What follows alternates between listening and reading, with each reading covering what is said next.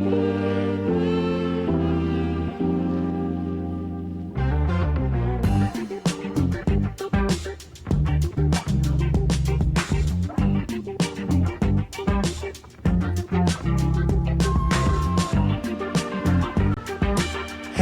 Thursday, everybody. Josh here with On the Wrong Lead. Another episode of Drank in Champagne. I am Drank. I am joined as always by Mr. Champagne, Mr. Andrew Champagne. Andrew, we are mere days away from your yearly pilgrimage to the degenerate capital of the United States of America, Las Vegas. How you feeling? Tired. Trying to get some energy back. It's been a busy week or so, and there we go with the full-on Drank and Champagne setup. So it's been a lot going on over the last week or so. But happy to be here, happy to have a Vegas trip to look forward to. We're recording this on Wednesday night, so literally a week away from me flying into the desert to see my dad for a couple of days, bet some horses, watch some football, watch Michigan beat the pants off of Ohio State again. Going to be wonderful. But it's been really busy around these parts. Missouri sports betting had its pre-launch on Monday. Trying to get our ducks in the row with that at the day job. Also, I need to tell the story of one of the cooler early birthday gifts that I have ever gotten, courtesy of my lovely, long-suffering wife, Alicia. You may notice I'm wearing a t-shirt that says something here. I'll hold it up for the benefit of our YouTube audience. It says sumo and sushi. And if I hold it up even further, you will see an animated graphic of a sumo wrestler stretching and testing his balance and whatnot. So there's this group that's headed by a gentleman who in his professional career went by the name Konishiki. He, by all accounts, should have made Yokozuna rank, but because he was a foreigner, he didn't quite get there. It was a big controversy back in the early 1990s. But in his post-competitive days, he runs this touring show that's almost a sumo version of medieval times, if you've heard of that, where like they go through how everything works. They have 6 or 7 sumo wrestlers. Yes, folks, we worked the 6-7 meme into this podcast. We're hip, we're cool, we're trendy. Had to do it. But they explain how sumo wrestling works. They explain some of the techniques, some of the things you do, some of the things you don't do. They feed you, and it ends with a sumo wrestling tournament with the competitors that they have going around the tour. You also can pay a ridiculous amount of money and get in the ring with sumo wrestlers who will take it as seriously as you want them to take it. It was pretty amusing seeing them just beat people up to end the night. That was pretty fun. But no, that was a great early birthday present. Shout out to my wife. Very, very happy we were able to do that. Came away with this t-shirt and came away with a picture of the two of us and Konishiki. So sent that to a couple of friends who are sumo wrestling buffs, and they responded with pictures of Konishiki in his competitive days. Josh, this gentleman at his heaviest weighed 633 pounds. Yeah, good luck with that. Good luck trying to move that guy around. But a couple other things happened as well. I had a tweet go kind of sort of viral in the horse racing community by my standards, pointing out the absurdity of ticket prices at the Pegasus World Cup. General admission for the Pegasus World Cup, $135. We had a conversation about this on the show last week, Josh. Exactly. Precisely. I'm not going to go too in-depth into the economics of everything because I think we can all agree that's too high. The issue I have, though, came after I did a little bit of digging. I almost wrote about this, but then I got too busy and wasn't able to put pen to paper. The words in the general admission fine print, 21 and up. That means that, yes, you get open bar, which is fine, and sort of explains some of the pricing. Josh, how many people you know that got into racing doing something other than going to the racetrack? It's not many. Yeah. It's really not many. So you're shutting off the ability for kids to enjoy Gulfstream Park's biggest day that they're presenting as this big marquee thing. Stupid. It's absolutely stupid. And there are other stupid things that are going on The one that I will spotlight is there's a group up here in Northern California that's been trying to get racing back to the Northern California fair tracks. Well, some of them. The name of the group is Bernal Park Racing. Josh, Bernal Park is a site in the city of Pleasanton, California, not far from where yours truly got married back in June.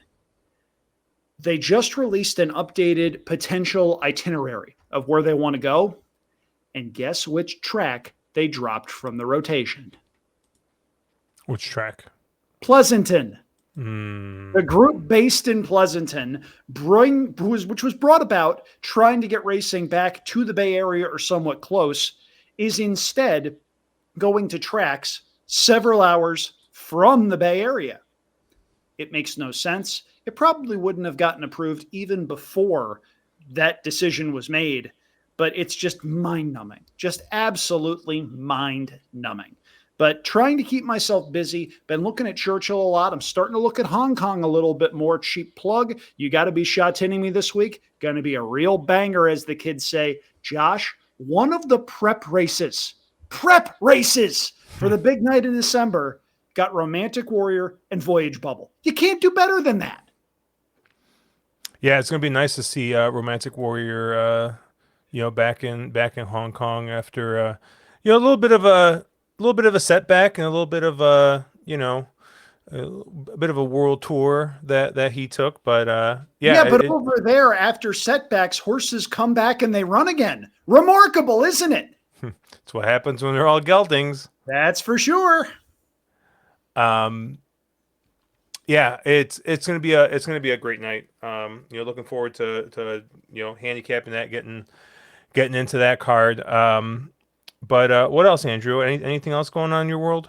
Well, there's a whole bunch of stuff. My birthday is next Tuesday. Alicia and I are trying to figure out a restaurant we can go to for that. So very excited about that. But honestly, and we were talking about this a little bit in our exhaustive pre-show meeting, it just feels good to be able to fire again. I was out of work for a couple of months, got a new job. New job's going well, got some money in the bank, which means I've got some money to fire. I was alive in the $3 late pick 3 Wednesday at Churchill, was live to the Universal Single, and saw the pain of a 66-1 shot that never stopped. Our friend Ed DeRosa said, if you had this horse to give this trainer their first ever win with a first-time starter, you deserve every bit of that 66-1. And if any of you are out there and had anything to recommend about that horse, please share them in the comments section down below. I would very much like to hear from you and know how you dissect races in the form, because my goodness, I couldn't have bet that horse with Josh's money. I don't blame you. I didn't, unfortunately, I didn't really look at anything today, racing wise. Normally, I'll normally fire, something, something on Wednesday, just a little, like I said, the late pick 3, which has kind of been my thing at Churchill, or I'll fire at Happy Valley, but with the time change, Happy Valley is starting even earlier now, so I'm usually not up for it, and there's only a couple of sites that do advanced wagering for it, so. I didn't really get much in today, but tomorrow, should be a decent day. Obviously, Churchill Downs is running again, which we're going to talk about Churchill's Friday card. Obviously, last weekend we had the Claiming Crown, which is a fun little event. And if you watched any of Churchill last weekend, man, full fields, just every single race. I did a spot with Louis Rabeau on the horse racing happy hour, and a couple other guests, Barry Spears, and just those races, man, just one thing after another, just 14 horses every single race. And it's funny because my friends actually owned a horse that was in one of the races, but was an AE. And actually, like they knew that he drew in, and I got after this episode of the Horse Racing Happy Hour aired, I got text messages and Discord messages about how I didn't pick their horse, and I was like, ugh, like I didn't even see him in there. Like I was just like, and so I'm sorry.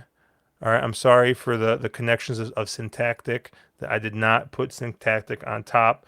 I all pretty sure he ran pretty well if I remember. Like ran like fourth or fifth or something. I think in the race if I remember correctly.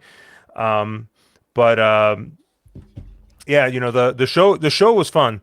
Myself, Barry, and then Danny Brewer from Forbes were on there, and always fun to do stuff with them. So obviously check them out. Obviously, we here at On the Wrong League kind of take it easy a little bit after Breeders' Cup, mostly because Mark is very much a he's got his tracks he likes to play, and he doesn't stray too far from it.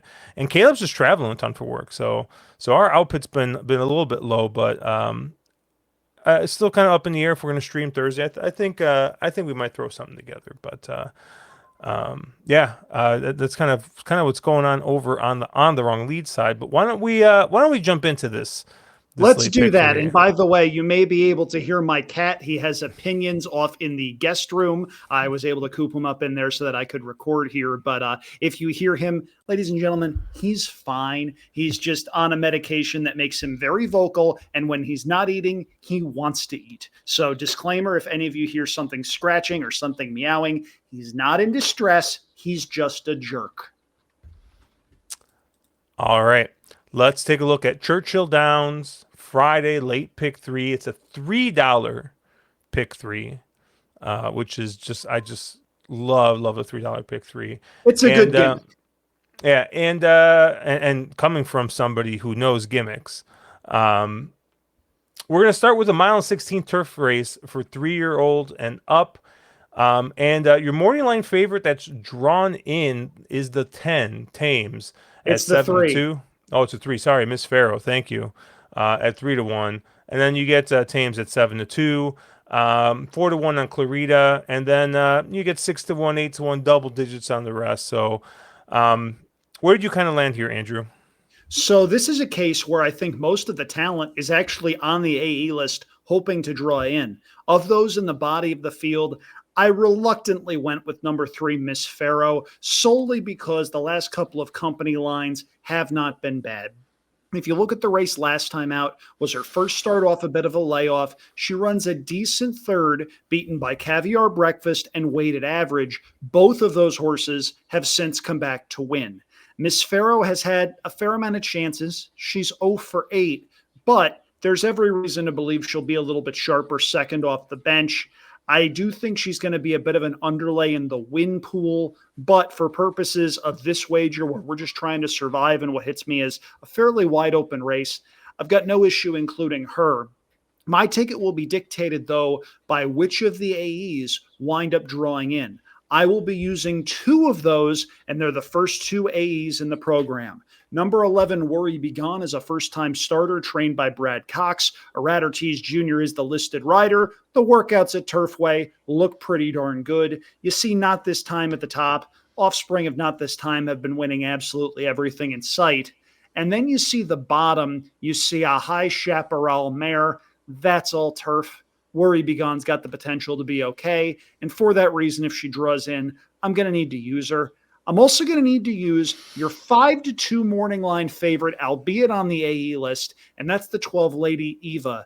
Lady Eva, I loved last time out at Keeneland, was 8 to 1, ran a winning race that day, was clear in the stretch, and ran out of gas, finished second, beaten a length. It was pretty heartbreaking given the stuff that she wound up having to deal with. She pressed a legitimate pace from the 10 hole, put the horse away, wound up spurting away, and if the race was 7.5 furlongs, she'd have been fine. It was a mile. If she draws in here, she'll once again be on the far outside. That's not ideal, but she ran very well last time out. Too good to lose, actually. So if she runs, I will need to use her in here. If there were other horses to potentially use in the event those 2 horses do not necessarily wind up running, the 10 Tims does make some sense, though I'm not overly sold as to just how good she ran last time out, because I thought she, by comparison to Lady Eva, sat a perfect trip, and came up completely empty. Of the two that are likely to draw in, I prefer the 3 to the 10. If you're looking for a bit more of a price, maybe number 6 Coastal Cabin has the potential to move forward. Second time out for Cherie DeVoe. Debuted at Saratoga in a pretty tough spot. Had every reason to need that race for a trainer that doesn't always have her first time starters fully cranked. But assuming all three of them run, I will be 3, 11, and 12 in this particular spot. Really good betting race. And if the A's don't wind up drawing in, it's going to be a pretty tough one as far as discerning who very well winds up going off the favorite. Yeah, I'll start with the AEs real quick. I think if the 12 draws in, she's going to be in all my tickets. Obviously ran just an eye-popping number first out sprinting, and has regressed a little bit on Bayer. On time form, doesn't look as bad, but I mean, you're looking at about a 17-point drop on Bayer. So I tend to trust the time form figure more on turf. So I'm not going to beat the horse up too much for that. But it's interesting, right? This is going to be one I kind of watch. I didn't dig in too deep if this is Jose Ortiz's first call or second call. If this is his second call and he stays on the 6, maybe I'm a little less interested in the 12, depending on who gets on. But if I see Jose Ortiz on this horse, I'm going to be very, very heavily invested in this horse. Of the other AEs, I actually like the 14 Too Late Baby Doll. Now I'm kind of crossing the line through that last race, where she was kind of up on the pace, and in that that kind of shared race with who else was in that? Miss Farrow was in there. That was the Caviar Breakfast weighted average, the race that you talked about earlier. She just kind of folded up, fell off, kind of crossed the line through it. But if you cross the line through it, the rest of the races look pretty good. And obviously the running lines are a little bit different there. You get Brian Hernandez Jr. aboard, and I just think that you're going to get a little bit more. You're going to get a ride, I think, closer to the last two out that you got at Saratoga. I don't think, especially from the outside post, I don't see this horse rushing up to the lead. So both those horses, I have those horses as A's. And of the only horses that are in the main body of the field, the 4 Clarita is the horse that I like the most. Phil Bauer trained. You get the other Saez. You get Gabe Saez aboard here. And this is the horse first time out at Keeneland, ran a 70 Bayer, looked pretty good, and kind of closed there a little bit at Keeneland. You kind of look at the breeding though, and I was kind of looking here at the dam, Hear Music, and Hear Music has produced 3 turf winners out of 6 starters. Looks to be the most productive turf dam in the field.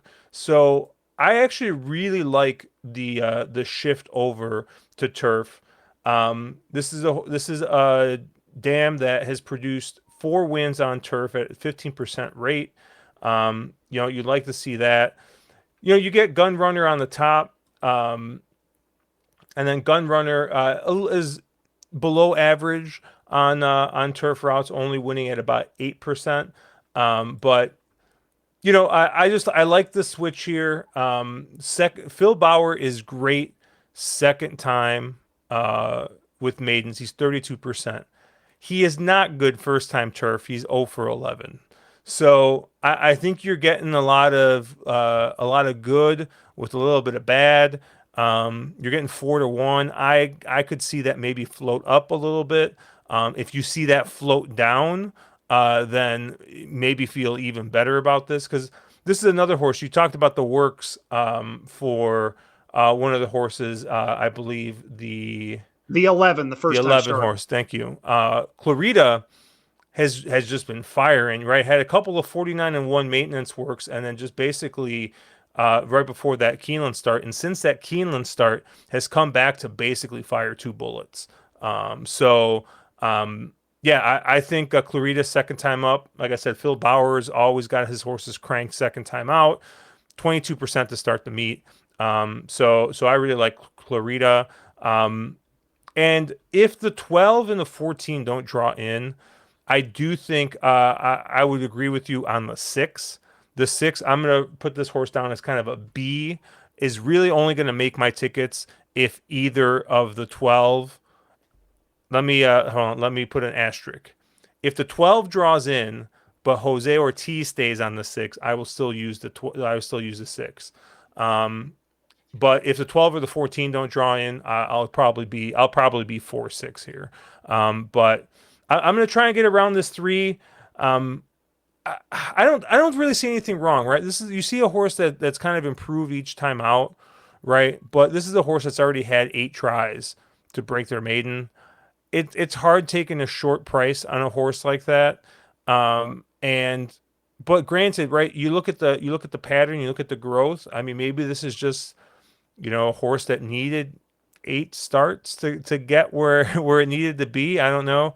I mean, in fairness, that 75 buyer last time out probably a winning figure in most places. The Timeform gave that 100, and that's probably a pretty decent 3-year-old turf figure for a maiden breaker. So could have just gotten unlucky finally there in that spot, but it's hard when you see an 0 for 8 and being kind of your morning line favorite. Those are horses that I tend to kind of bet against, um, but obviously the horse makes sense. Yeah, completely understand that. Now, with regard to Clarita, a horse that you mentioned, I dove into the pedigree a little bit as well, and I saw what you saw, not just turf, but synthetic as well. I'm looking forward to seeing that horse potentially at Turfway because that horse has thrown a couple of synthetic runners. I would like Clarita a lot more if one of Phil Bauer's top tier riders was listed on board. You see Gabriel Saez, and it's not like he's a bad rider, but I see 0 for 11 with Phil Bauer. I would prefer it if that one had an A-list jock on as opposed to somebody who's probably a backup. Clarita, I couldn't bet at 4-1. 8-1, I could potentially see. There's a lot of unknowns there, though, and 4-1 just hits me as a little too short. All right, race 2 of the pick 3, race 9 on the program is going to be an allowance race here. We're going to be going a mile and 16th on the main track, 100K optional claimer. And your morning line favorite in this race is the 4, Not This Boy. And Andrew, you and I both agree that Not This Boy looks to be, I mean, a definite player and a very, very worthy favorite, I think, in this spot. Honestly, I wouldn't hate anybody who decided, hey, I'm gonna take a stand. I'm gonna single this 4. Um, especially if you look at the Churchill form. I mean, this is a horse that hasn't finished worse than second here at Churchill Downs. And I think the last win at Churchill 3 back is the fastest figure that you have in on time form in the field. Tried Stakes Company at Mountaineer during their big day there. Came back here to Churchill Downs in an allowance race and finished third to a couple of nice horses in Moonlight and This Is Usker.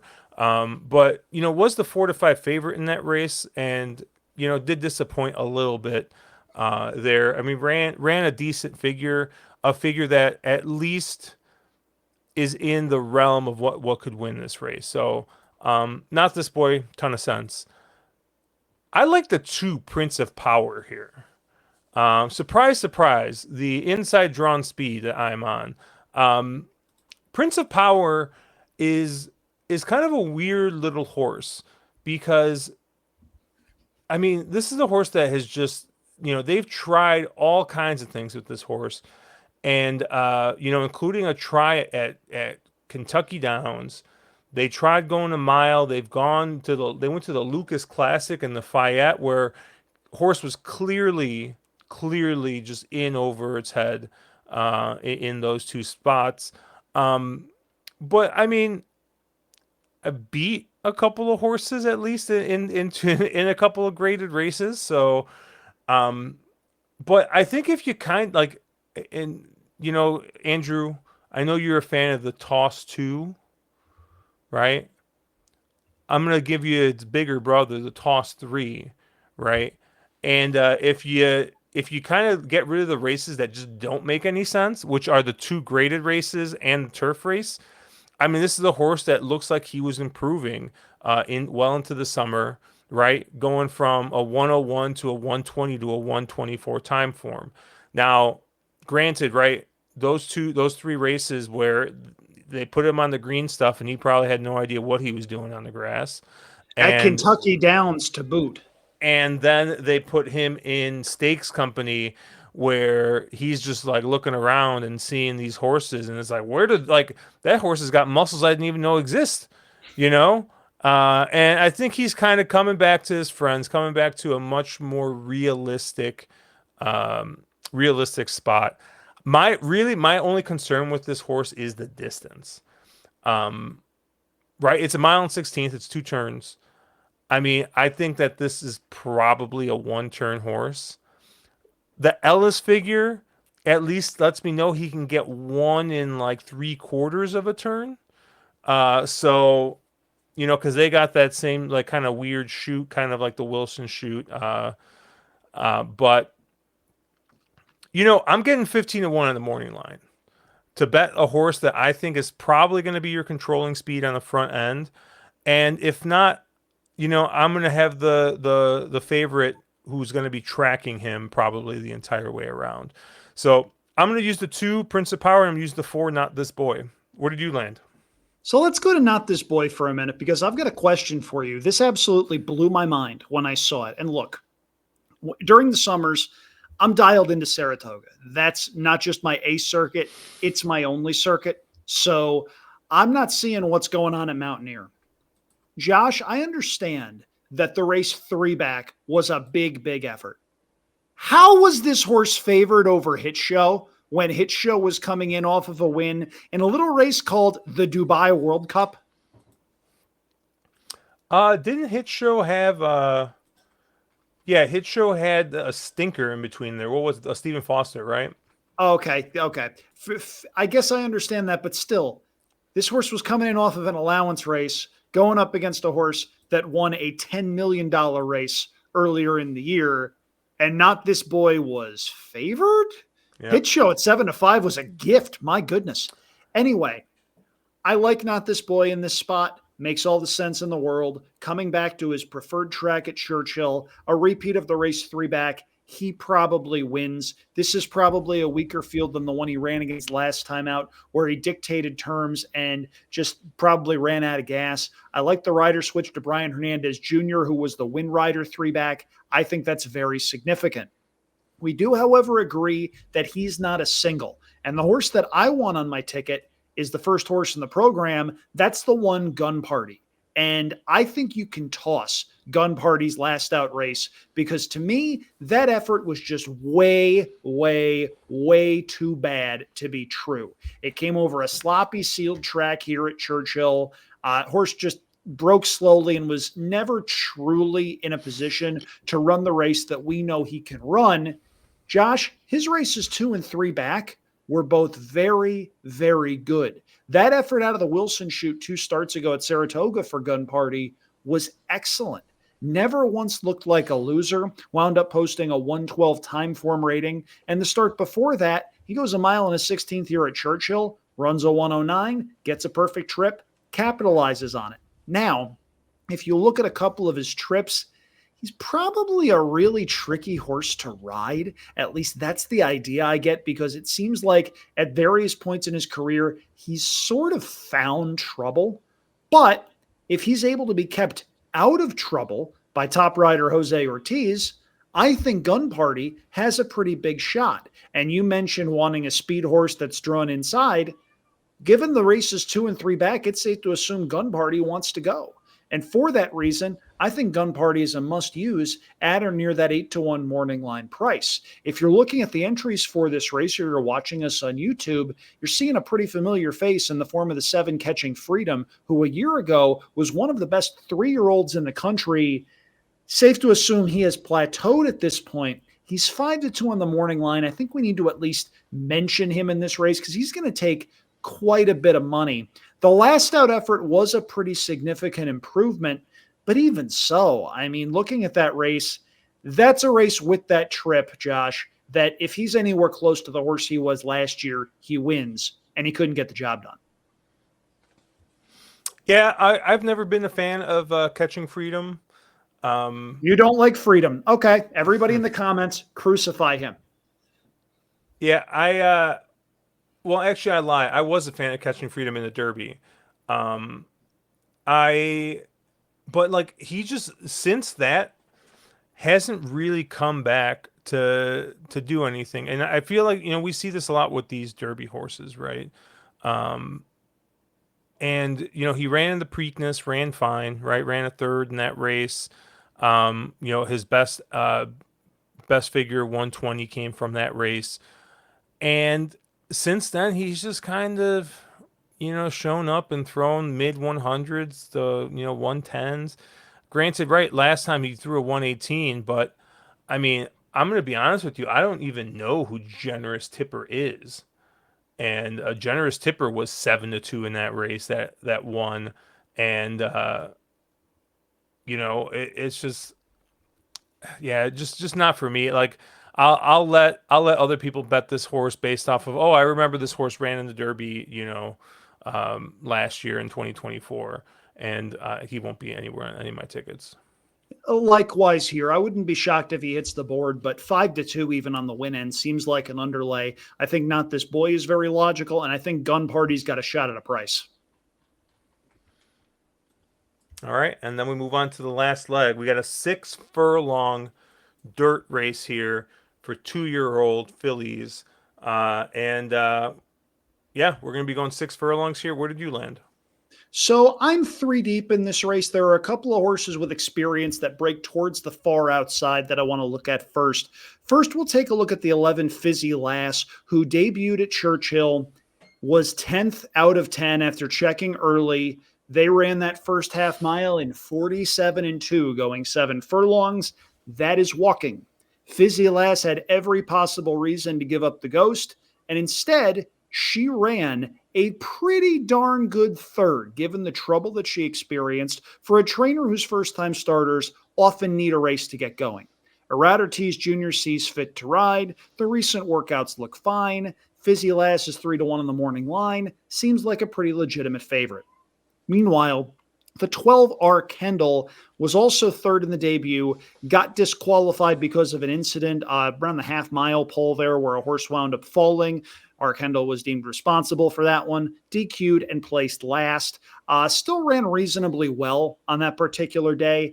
I find the jockey very interesting. You don't see John McKee show up at Churchill Downs very often. Not sure what the story is, but I would wager there is one. And I wouldn't be surprised if Kendall improves at second asking as well. The horse that I like as much as those two, maybe even a hair more though, is the 9 Fleeting Moon.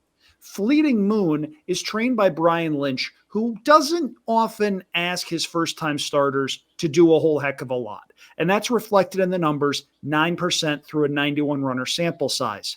But Josh, look at those last 2 workouts. You see a November 8th workout where she winds up going 4 furlongs and 47 flat, second fastest of 168 at the distance. Then you see a 3-furlong bullet drill on November 16th. There's every chance Fleeting Moon needs a race to get going. But then you look and you see Luis Saez show up for a barn that's 6 of 14 on the meet with 2 seconds and 2/3. If Fleeting Moon is anywhere close to that 8-1 on the morning line, she hits me as a very live first-time starter in a race with a couple of horses that didn't run terribly first time out. I will be 9, 11, and 12 in here and watch the board very carefully. If Fleeting Moon's 8-1, That's worth a win bet to me, I think. I hope she stays at that price. I don't know if she will. There are some pretty sharp bettors at Churchill that read the workout reports. I wouldn't be surprised if she's 3-1 or 7-2 on the first flash of the tote board. I got bad news for you. What's that? Fleeting Moon is my top pick in this race. How dare you? How dare you? I mean, everything you just said, right? Luis Saez and Brian Lynch over the last year have been winning at a 30% clip over That's 20 pretty starts at Churchill Downs, 23% at all tracks for nearly break-even ROI, right? So I think Brian Lynch has got what he thinks is a live one. Is gets Luis Saez the call for this. Like you said, Brian Lynch is not a guy who wins early, right? 9%. The works look good, but even more, I took a look because every once in a while I look and I'm like, I don't really recognize this sire. Like, what's up with this? Bo Liam is looks to be a freshman sire. In 102 starts, has got 16% winners. In 37 first-time starts, 6 winners. 16%. He was a fast horse, and he's throwing fast horses. And honestly, like, if you look at some of the numbers, actually that 16% is dragged down by the 13 turf sprints that the horse has been or the progeny have been a part of. So I mean, this is a serious win early pedigree here. Looked at the I think I looked at the dam side as well. This is the first folder race out of the 9. But yeah, so for that race, that reason alone, 9 is my top pick.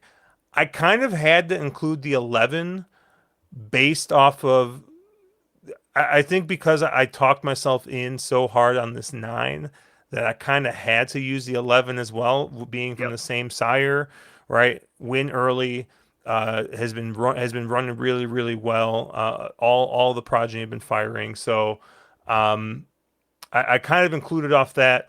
And then you see Irad takes the mount, right? The people at church, the trainers at Churchill Downs are not dumb, right? They know Irad is the goods, and they call him, when he's got one. And you'll see it. You've seen it all, like, for this short meet. I mean, you look and you're like, I don't know if Irad's ever ridden for this person. Oh, there's Irad winning another one. Like, look at this, So, yeah, I don't want to follow the jocks too much, but sometimes when you don't have a lot to go on, it can tip you off a little bit. So the 11 Fizzy Lass is going to be on my tickets. The only other horse I had on here is actually the 2 horse, Miss Blanco. Mike Maker and Tyler Gaffleone team up for this. Not necessarily, they haven't had the best of year at Churchill Downs, only winning at 8%. But Mike Maker, he's kind of an average guy, first time starter, right? 13%. He does a little bit better, I think, with 2-year-olds. But you kind of look and you're looking, it's like, all right, well, it's a Tappet. And Tappet gets 13% first time starters with 2-year-olds here, right? So that's better than average, right? You're inside drawn, but you're not on the rail. You get Tyler Gaffleone aboard, right? Who's winning at 15%. And then you kind of go back and you look at those works at Turfway. And this is a horse that, has been working pretty well. Now, it's a little curious, when you see a sire that costs $185,000 to breed to, and you look at the last sale being a third of that. I mean, maybe you have some questions on what's kind of going on there, but you kind of look through. Like, I really wanted to get to the 1, Lady Got Game. I thought that this was going to be a slam dunk. I thought Lady Got Game was going to be my top pick until I kind of dove in a little bit deeper. And game winner is only had 2 winners at 2-year-old first time starters out of 66 starts. So his progeny have needed some time. So I think for win early pedigree, the Tappet makes sense here. 10-1 looks like a good price. It's a Resolute Racing horse. And like I said, the connections here at Churchill Downs tend to be pretty good with Tyler and Mike Maker. 9 is my top pick, Fleeting Moon, and I'll use a little bit of the 11, Fizzy Lass as well. The only thing I want to point out is something, not with the horses, but with the provider that we're using, the Daily Racing Form. Note that this is labeled a restricted 2-year-old maiden race. This is reserved for horses that sold or RNA'd for $65,000 or less in their most recent auction. Those races are not labeled as restricted in some past performance providers. I think they should be labeled restricted in all providers because that's what they are. This is a restricted 2-year-old race. I can't believe there are some providers out there that do not have this labeled as a restricted race, but horse racing in 2025, what are you going to do? Anything else on this card? It's a good card. And honestly, most of the cards at Churchill Downs have been very good, especially the back halves of those cards. If you're looking at that $3 late pick 3, there are some fun sequences there. You've got late pick 4s, you've got late pick 5s, and most of those races have full fields. So here's hoping the weather continues to cooperate. They were muddy and good for most of the Wednesday card, but it's late November in Kentucky. Sometimes the weather gets a little bit finicky. Hopefully they wind up lucking out between now and the end of next weekend, which is their big closing weekend with the Clark and a couple of other races that are going to be on the program, because the product at Churchill, don't sleep on it, folks. It's very, very good, even though the Breeders' Cup has come and gone. And I think we both like this late pick 3 on Friday quite a bit. Yep. And I got your ticket up here, Andrew. Yep. $54 ticket. You got the 3, 11, and 12 with the 1, 4 with the 9, 11, 12. And obviously, we got AEs in that first leg. Yep. So, be on the lookout for that. If the AEs don't get in, we're going to have to zag a little bit. And my ticket's pretty similar, right? Because I got the 4, the 12, and 14. I got the 6 in parentheses. I kind of talked about it a little bit. If the 12 and the 14 don't get in, use the 6. If the 12 gets in and the 6 is the 14 doesn't, but the 6 is there and Jose's on the 6, I probably am still going to toss the 6 in. But for the most part, my ticket price should be around 54. So that middle leg, I'll be 2-4. And then the last leg, I'll be 2, 9, 11. And Andrew, we got a consensus ticket. Hey, look at us. Look at us. Obviously, it's got the 12, or it could be the 6 at this point, or maybe just the 6 and 12 in the first leg, the 4 in the second leg, and then the 9 and 11 in that last leg. Andrew, honestly, man, I'd probably bet that 9 in the last leg at like 5-1 or better.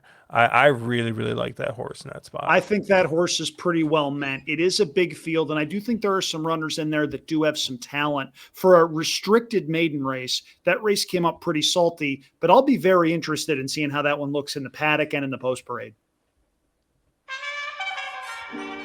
And that's going to do it for us here on Drank and Champagne. Obviously, check us out at onthewronglead.com, at wrong_lead on Twitter. I am at Cherry Drank. He is at Andrew Champagne. Check him out at andrewchampagne.com. We'll probably be live on Thursday, this afternoon or this night. 8 o'clock Central, 9 p.m. Eastern. And then we'll have... You've Got to Be Shots Hitting Me sometime on Friday night coming out, or maybe Saturday morning, depending on when that upload goes in. But check that out. We did our live stream last week and got killed. But we move on. We move on. Have a good weekend, everybody. Let's make some money.